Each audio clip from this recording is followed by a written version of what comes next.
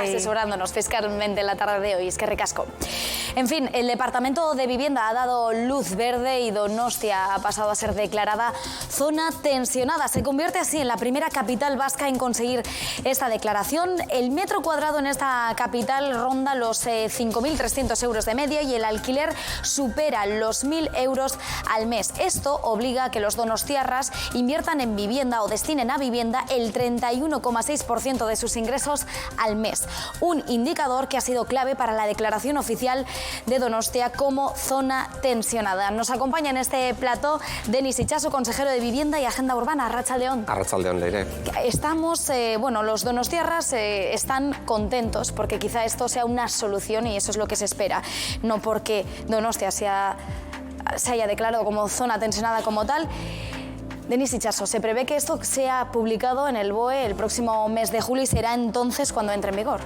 Sí, efectivamente, y eso implica fundamentalmente dos cosas. La primera, que se van a regular los precios del alquiler, que en estos momentos están absolutamente desorbitados. Se ha convertido en una jungla realmente el mercado del alquiler, de la vivienda en alquiler, y por tanto entramos a formar parte de ese club de países europeos que llevan tiempo regulando el precio del alquiler para que, además de ser un mercado, sea considerado un bien de primera necesidad.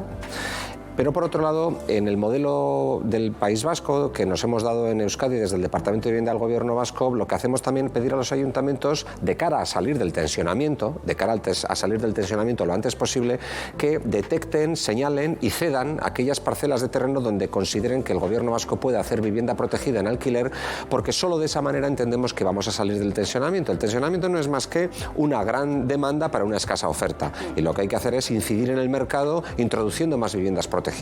Y nosotros estamos dispuestos con nuevas herramientas, modificaciones legales, acuerdos, más recursos, pero necesitamos suelo, y eso es lo que de alguna manera representa el elemento central de los planes trianuales que estamos pidiendo a cada ayuntamiento que quiere voluntariamente declararse zona tensionada. San Sebastián lo ha hecho así, lo hemos presentado hoy de acuerdo con el ayuntamiento, y ya el Gobierno vasco se dispone a construir más de 1.300 alojamientos dotacionales en viviendas en el corto medio plazo. Esta mañana usted visitaba ese salón de plenos que también conoce del Ayuntamiento donostiarra y así lo anunciaba el alcalde Eneko Goya.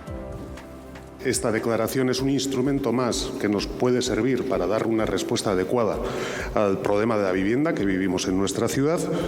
Esperamos que esta medida nos ayude a estabilizar los precios del mercado de alquiler en la ciudad, pero además también creemos que es imprescindible el que activemos otras promociones o puesta en marcha de nuevas promociones que den respuesta a esa carencia de oferta que en este momento registra la ciudad y que motiva también ese tensionamiento de los precios de la vivienda. Claro, estamos hablando de que se trata de la primera capital vasca que recibe esta declaración. Aquí se nota especialmente el tensionamiento. Se llevaba notando desde hace años, sin más se ha visto acuciado en la última época. San Sebastián siempre ha estado lamentablemente en ese ranking, digamos, de las 3 primeras ciudades más caras en España, ¿no? Y eso se debe de casi a razones genéticas. Hay un atractivo, hay unas rentas medias altas, pero es verdad que a todas esas, digamos, condiciones de saque se han incorporado otras nuevas que se están produciendo en muchas metrópolis europeas. Cada vez viven menos personas en cada vivienda, es decir, las unidades convivenciales tienen menos miembros, tenemos un saldo migratorio positivo, hay una longevidad mayor, y eso quiere decir que las viviendas permanecen alquiladas por menos personas durante más tiempo, y eso al final genera un mayor tensionamiento casi para mantener el mismo umbral de población, ¿no? Bueno, con eso y con todo hay que actuar creciendo la oferta, haciendo más vivienda, como acabo de explicar, también aprovechando el planeamiento urbanístico para poder llevar a cabo desarrollos como el ensanche de Alza o de Itzacular, que sería importantísimo, 4.000 viviendas nuevas que nosotros estamos apostando porque se haga con ambición, pero también actuando sobre la ciudad construida. Y hay dos grandes conceptos que yo creo que se entienden fácil. Una, que creo que además vamos a hablar de ello, los bajos comerciales hay que sacarle más rendimiento, y por otra parte, autorizar levantes sobre el parque de vivienda protegida que es pública. No estamos hablando sobre cualquier vivienda, sobre cualquier edificio, sino sobre los edificios que son del Gobierno vasco, que gestiona Alokabide y que son de viviendas en alquiler. Autorizar levantes de 2 alturas, por ejemplo, retranqueadas, para poder redensificar la ciudad, es decir, ganar capacidad de alojamiento sin necesidad siempre de tener que artificializar nuevo suelo. Vamos a hablar dentro de unos instantes de esas nuevas vías que se podrían explorar para facilitar la situación de la vivienda, pero vamos primero, que seguro esto le interesa bastante, a buscar las reacciones dentro de la ciudadanía. ¿Cómo han visto esta declaración? ¿Cómo lo reciben? Donostia ya ha sido declarada como zona tensionada. Es la primera de las 3 capitales vascas en obtener esta declaración. Vamos a ver qué opinan los vecinos de Donostia. Si es verdad, me parece muy bien, ¿eh? Por lo menos la juventud que tenga un poco de aliciente. Y sobre todo que no hay viviendas disponibles, no hay. Yo creo que lo que tienen que hacer es hacer más vivienda pública. Porque andan de acuerdo ahora que los bajos se pueden hacer pisos, ¿no? Por ejemplo. La gente que esté intentando comprar ahora mismo un piso, yo me imagino que lo tendrá pero que muy chungo. La vivienda es muy cara y la compra gente que tiene poder adquisitivo muy alto y hay una parte de la población que no puede acceder a eso. La juventud hoy en día tiene muy mal porvenir, porque todo está carísimo. Antes era más fácil. Ahora... He sido joven, gastábamos la 10ª parte que ahora, no llevábamos vida como ahora y trabajábamos más que ahora. Cualquier medida que se tome en ese sentido a mí me parece buena. Igual hay pisos que no merecen nada la pena y están poniendo unos precios desorbitados. Igual ver un poco límites. Pues no lo sé, yo creo que el mercado inmobiliario es así, no creo que tenga remedio, o sea que... Habrá que verlo dentro de 2 o 3 años si realmente ha valido la pena, ¿no? Claro, esta es la voz de la ciudadanía. Muchos de ellos también incluso podrían ser personas propietarias que se han mostrado recelosas en más de una ocasión cuando se habla de controlar el mercado. ¿Qué mensaje les gustaría mandar? Yo lo primero que quisiera decir es que en las entrevistas que acabamos de ver hemos visto reflejada la clase media donostiarra en este caso, que en crisis de vivienda anteriores quizás no se veía tan afectada, porque siempre las crisis de vivienda han solido ser especialmente duras con los sectores más vulnerables de la sociedad. Pero ahora estamos hablando de un problema de clases medias que aun teniendo 2 ingresos en casa, 2 rentas, muchas veces no pueden hacer frente a una hipoteca y desde luego, tal y como están los precios del alquiler, tampoco lo tienen fácil, ¿no? Por tanto, el mensaje es incentivos para que la gente, la poca vivienda deshabitada que queda, porque tenemos el parque de vivienda deshabitada más bajo de todo el Estado, pero la poca que hay, sigamos movilizándola para que salga al mercado del alquiler. Euskadi tiene grandes incentivos fiscales y ahora los va a tener más con la reforma fiscal que estamos aprobando, pero también con programas de intermediación con garantía pública como Bizigune, que lo hacemos desde Alokabide, que le aseguramos al propietario que la vivienda la va a recuperar en perfecto estado de revista y que además la vamos a pagar cada día 1 de mes. Ese tipo de políticas ayudan, por eso tenemos un parque de vivienda deshabitada tan pequeño, ¿no? Por tanto, hay que movilizar la vivienda vacía, pero hay que hacer muchas más cosas. Hay que, por ejemplo, contribuir a la segregación de pisos que son de gran superficie y que quizás ahora ya no se entiende como se entendían antes, y esto ocurre mucho en los centros de las grandes ciudades. Sí, si las familias son más pequeñas, quizás no se necesiten pisos de 150 metros cuadrados. Exacto, porque estamos además observando y comprobando que cada vez vive menos gente en los pisos, porque hay por primera vez en Euskadi, datos del 2024, vive más gente sola que acompañada. Los comentamos en este programa. Esos son datos muy significativos de hacia dónde va la demografía, que hay que tener muy en cuenta porque eso condiciona mucho la capacidad de alojamiento que tenemos en Euskadi. Claro.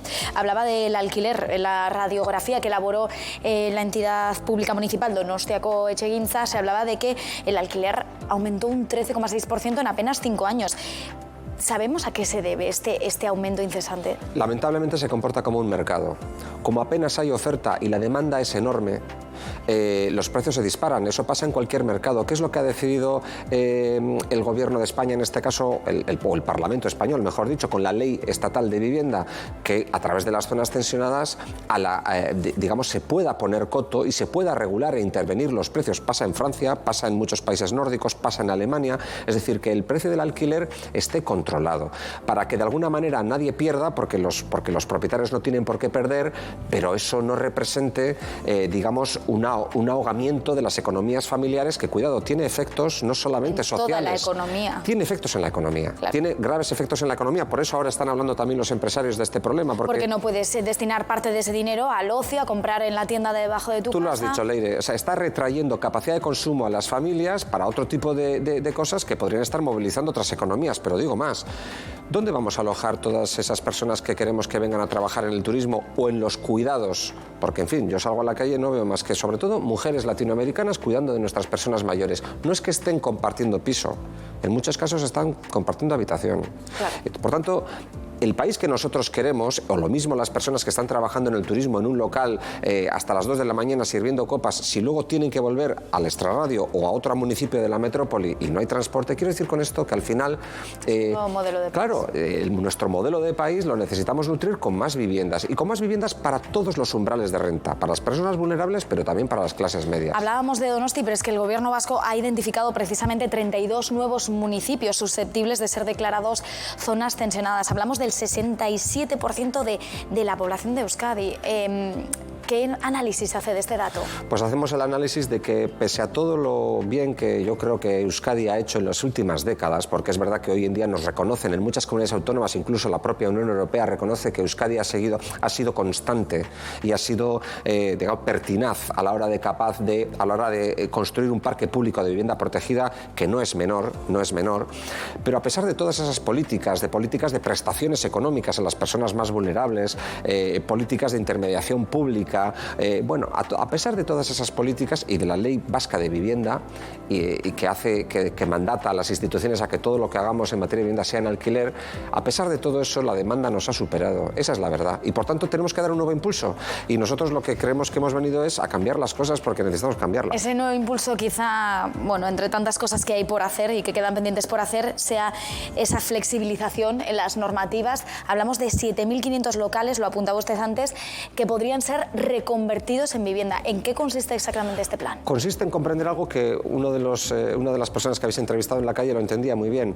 No tiene demasiado sentido que tengamos bajos comerciales en desuso, que sabemos que no se van a ocupar por un comercio, porque el comercio está cambiando mucho, hay que preservar los centros de las ciudades porque tienen atractivo comercial, pero luego hay otros muchos barrios que no terminan de despertar y por tanto esos locales hay que sacarles rendimiento, hay que sacarles un aprovechamiento.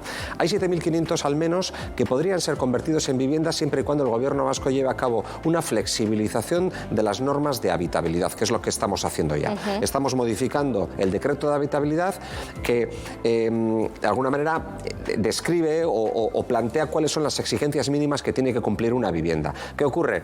Que ese decreto plantea hoy por hoy cuestiones que un local comercial a veces no puede cumplir. Por ejemplo, orientaciones, soleamiento, distribuciones interiores. ¿Metros cuadrados? Sí. Los metros cuadrados seguirán siendo para un local comercial que se quiera convertir en vivienda también un mínimo de 35 metros cuadrados y también una altura mínima de 2,6 metros. Para no caer en infravivienda, que es lo que mucha gente puede estar pensando en casa. Para no caer en infravivienda, efectivamente. Pero a partir de ahí, pues igual no es necesario que tengan 2 orientaciones, 2 soleamientos, o igual no es necesario que tengamos que obligar a que la distribución interna sea de una manera o de otra. Porque hay mucha gente joven que estaría dispuesta a un precio razonable a vivir en un bajo comercial convertido en vivienda, que hay soluciones muy interesantes.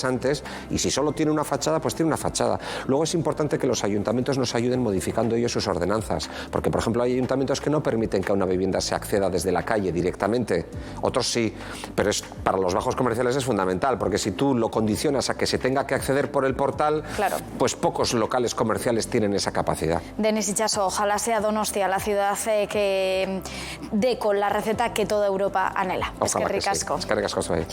En fin, bueno, pues son ya casi las 7:30 de la tarde y cambiamos radicalmente de tema porque les pido que a continuación presten atención a lo que van a ver en su